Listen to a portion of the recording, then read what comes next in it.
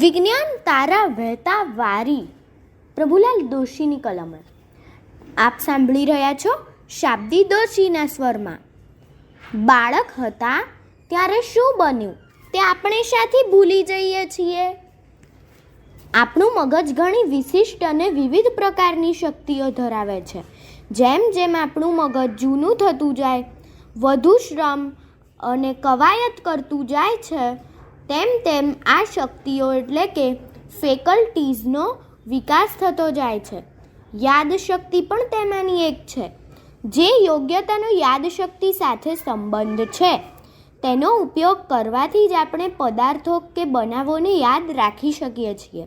આપણે જ્યારે નાના બાળક હોઈએ છીએ ત્યારે તેને વિકસવાનો સમય હોતો નથી. જોકે કેટલાક બાળકોમાં બીજા બાળકોની સરખામણીમાં આવી શક્તિનો ઝડપી વિકાસ જરૂર થાય છે.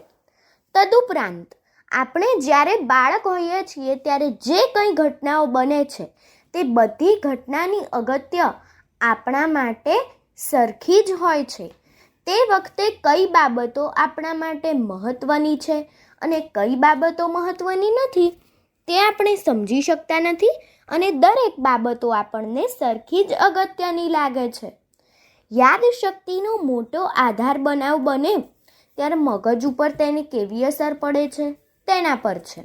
અને અગત્ય અને બિન અગત્યની વસ્તુઓ કે બનાવોને પારખવાની મનની નિર્ણય શક્તિનો પૂરતો વિકાસ થાય ત્યારે જ યાદશક્તિ નોંધપાત્ર કક્ષાની બને છે. અસ્તુ.